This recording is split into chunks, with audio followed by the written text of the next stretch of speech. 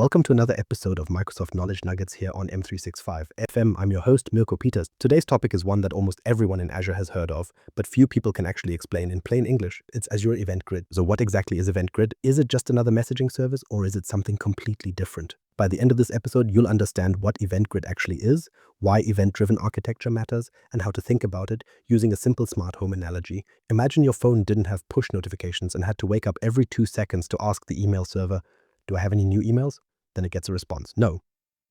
2 seconds later, it asks again and gets another no. All day long. That's wasted battery, wasted bandwidth, and wasted time. And most software systems still work this way. There's a smarter approach. Instead of constantly asking, you wait to be told. That's exactly what Event Grid enables. You'll see how Azure services can talk to each other automatically, without any manual intervention or wasteful polling. The problem. Why polling is wasting your time. Let's start with the problem. Most software systems today communicate using something called polling. Polling is exactly what it sounds like. One service keeps asking another service, "Hey, anything new yet?" Over and over. Here's a real-world example. Imagine you wrote a script that checks a folder on your server every 30 seconds for new files. Maybe it's looking for incoming invoices, new photos, or reports from another system. Every 30 seconds, the script wakes up, opens the folder, looks at every file, checks if anything changed, and then goes back to sleep. 30 seconds later, it does it all over again. Now, what happens most of the time? Nothing. No new files, so the script just checked an empty folder and wasted a tiny bit of compute and bandwidth. But here's the thing. Multiply that by 10 scripts, or 100 or 1,000 services all polling each other. Suddenly you're burning CPU cycles, network traffic, and electricity on checks that return nothing useful. The inefficiency is staggering because most polling checks return nothing. You're paying for compute and bandwidth to ask questions you already know the answer to.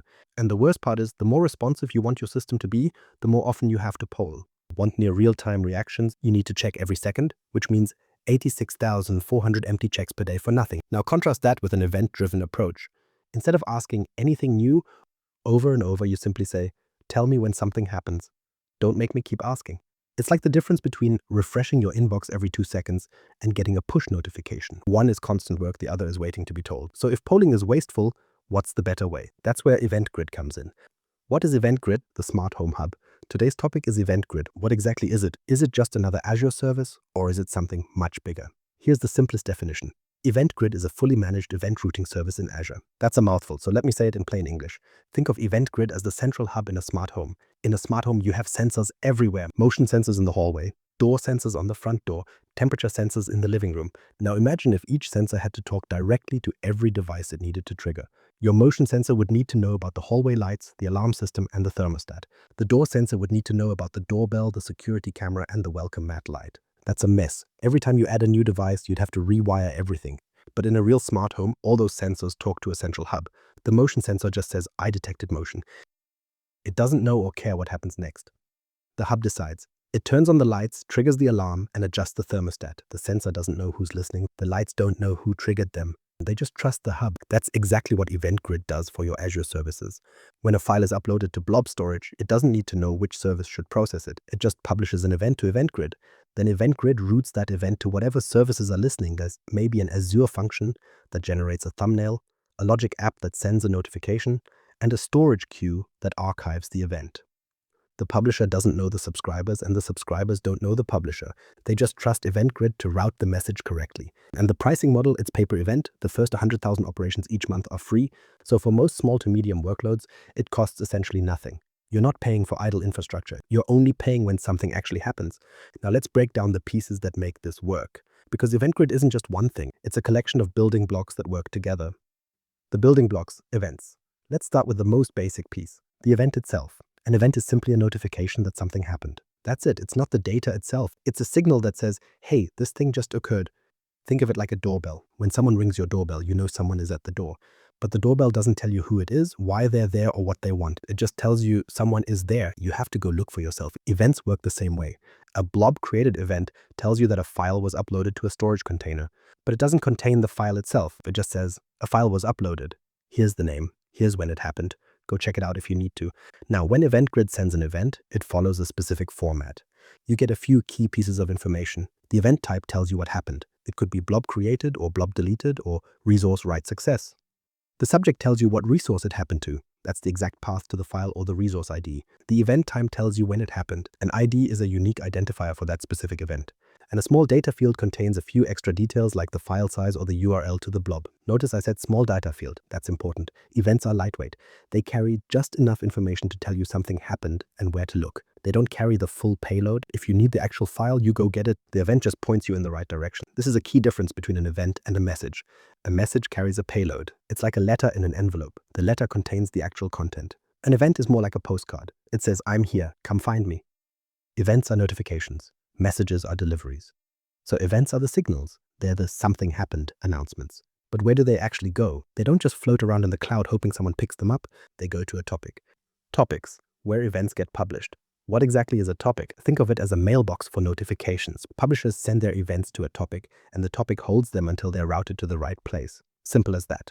Now, there are two types of topics in Event Grid: system topics and custom topics. Let's break them down. System topics are built in for Azure services. When you create a storage account, Event Grid automatically creates a system topic for it. You don't have to do anything. The events are already available.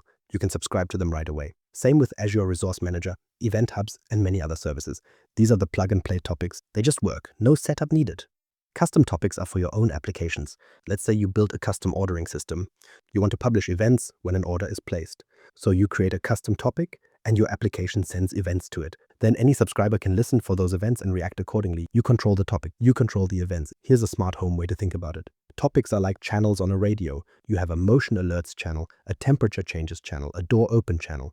Sensors publish to the appropriate channel. Subscribers tune into the channels they care about. The motion sensor doesn't publish to the temperature channel. It publishes to the motion channel, and only subscribers who care about motion listen there. So events go to topics. The topic is the mailbox. But a mailbox is useless if nobody checks it. So who's listening? That's the big question. Subscriptions and handlers, who gets the news? So who's listening? That's where subscriptions and handlers come in. Let me explain. A subscription is a rule. It says, send this topic's events to the specific destination. You create a subscription on a topic, and you tell it where you want the events to go. That destination is called an event handler. Event handlers are the services that actually receive and process the events. They're the ones that do the work. And Event Grid supports a wide range of them. Let's go through the most common ones. Azure functions are probably the most popular. You write a small piece of code, and when an event arrives, the function runs. No servers to manage. Logic apps are another common choice. They let you build visual workflows without writing code. Great for automation. Webhooks let you send events to any HTTP endpoint, even outside of Azure. And then you have storage queues and service bus, which are useful when you want to buffer events for later processing. Now here's where it gets powerful. One event can trigger multiple handlers in parallel. This is called the fan-out pattern. Let me explain with the smart home analogy. Imagine you arrive home. You walk through the front door. That single action, arriving home, could trigger multiple things. The hallway lights turn on. The thermostat adjusts to your preferred temperature. The security alarm disarms. The coffee machine starts brewing, all from one event. The door sensor doesn't need to know about the coffee machine. It just says, door opened. The hub handles the rest. Event Grid works the same way. A single blob-created event can trigger an Azure function to generate a thumbnail, a logic app to send a notification to your team, and a storage queue to archive the event for later auditing, all at the same time, all from one event. The publisher doesn't know about any of them. It just published the event, and Event Grid handled the routing. That's the magic of it. But here's a question. What if you don't want every handler to get every event? What if you only want certain events to reach certain handlers? That's where filtering comes in. But we'll cover that in another episode. Filtering only the events you care about. So what happens without filtering? Every subscription receives every single event published to that topic. It gets noisy and wasteful fast. Imagine your motion sensor triggers every time your cat walks by. You'd get a notification every few minutes, and pretty soon you'd just ignore them. That's the problem with unfiltered events. Event Grid gives you a way to filter those events, so each subscription only gets the ones it actually cares about. You can filter on the event type, the subject path, or even specific data fields inside the event. The idea is simple. Only deliver what matters. Here's a real example. Say you have a storage account with multiple containers. One holds invoices, another holds photos, and another holds logs. You want to trigger a process only when a new invoice shows up, not when a photo or log file appears. So you set up a filter on the subject field.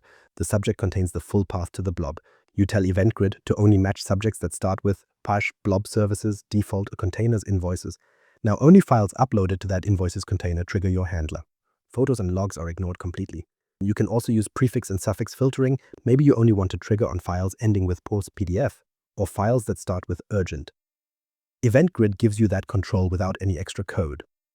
Let's go back to the smart home analogy. You don't want your bedroom lights to turn on every time motion is detected anywhere in the house. You only want them on when motion happens in the bedroom and maybe only after sunset. That's filtering. It's about making sure the right events reach the right handlers and nothing else. So events are filtered and sent to the right handlers. That sounds great. But what happens when something goes wrong? What if the handler is down? What if the network fails? Reliability, retries, and dead lettering. So events are filtered and sent to the right handlers. That sounds great. But what happens when something goes wrong? What if the handler is down? What if the network fails? Event Grid handles this with retries. If a handler doesn't respond, Event Grid doesn't just give up and lose the event. It tries again using something called exponential backoff. The first retry happens quickly, maybe a few seconds later. If that fails, the next retry waits a bit longer, then longer, then longer. Event Grid keeps retrying for up to 24 hours. That's a lot of chances for the handler to come back online. But here's the thing. What if the handler is permanently broken? What if someone deleted the Azure function by accident? What if the endpoint URL changed and nobody updated the subscription?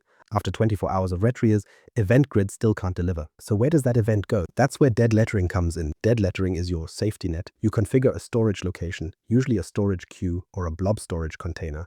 If all retries fail, Event Grid moves the event to that dead letter location. It's not lost. It's sitting there waiting for you to investigate. Why does that matter? Because in a real system, you don't want events to disappear silently. Imagine a payment processing pipeline. A customer places an order. An event fires. The handler that processes the payment is down. Without retries and dead lettering, that order is just gone. The customer thinks they ordered something, the system has no record of it, and you never know it happened. With retries, the system keeps trying. With dead lettering, if it still fails, you have a record of the failure. You can investigate, fix the issue, and reprocess the event. Let's go back to the smart home analogy. Imagine you arrive home and the hub sends a signal to turn on the hallway light, but the light bulb is broken. The hub doesn't just give up. It tries again a few seconds later. Nothing. It tries again. Still nothing. After a few attempts, it logs the failure. You get a notification that the hallway light needs attention. The event isn't lost. It's recorded. You know something went wrong and you can fix it. That's what Event Grid does. It doesn't just fire and forget. It keeps trying, and if it can't deliver, it tells you. Event Grid sounds great. But when should you use something else? Because not every messaging problem is an Event Grid problem. Event Grid versus Event Hubs versus Service Bus. Azure has 3 main messaging services, and people mix them up all the time. Event Grid, Event Hubs, and Service Bus. They all move data around, but they solve completely different problems. Let's break it down. Event Grid is for discrete events and notifications. Think of it as a notification bell. When something happens, a file gets uploaded, a VM spins up, or an order is placed, Event Grid rings that bell and tells the right handler to react immediately. It's built for serverless triggers, automation, and fan-out patterns. If you need to react to something, this is your tool. Event Hubs is for high-throughput streaming. Imagine millions of IoT devices sending data every second, or application logs, or clickstream data from a website. Event Hubs ingests that massive stream and makes it available for analytics pipelines. It's not about reacting to individual events, it's about collecting and processing data over time. Think of it as a massive pipeline, not a notification bell. Service Bus is for reliable messaging. This is your mailroom. It handles queues and topics where order matters.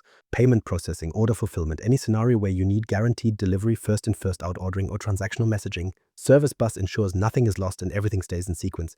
It's what you use when you can't afford a mistake. Here's a simple rule to remember. Event Grid reacts. Event Hubs streams. Service Bus coordinates. If you need to trigger a function when a blob is uploaded, use Event Grid. If you need to ingest millions of sensor readings per second, use Event Hubs. If you need to process orders in sequence with guaranteed delivery, use Service Bus. And here's the thing, you can use them together. Event Grid can route events to Event Hubs for long-term storage and analytics. Event Hubs feeds data into Stream Analytics. Service Bus queues work for downstream processing. They're not competitors. They're complementary tools in your architecture toolbox. So where does that leave us? Let's wrap this up. Event Grid is the smart notification hub for your Azure services. It replaces wasteful polling with instant event-driven reactions. Instead of constantly asking anything new, you wait to be told. And when something happens, Event Grid routes that notification to the right handlers with filtering, retries, and dead lettering built in. The key takeaway is simple. Move from polling to event-driven. Stop wasting compute and bandwidth on empty checks. Start building reactive systems that only do work when there's actual work to do. Here's your challenge. Think of one manual check in your environment, one script that polls a folder, one service that queries a database every few seconds. Ask yourself, could this be an event instead? If the answer is yes, you know where to start. That's it for this episode of Microsoft Knowledge Nuggets. If you found this helpful, subscribe on your favorite podcast platform and share this with someone starting their Azure journey. I'm Mirko Peters, and I'll see you in the next episode.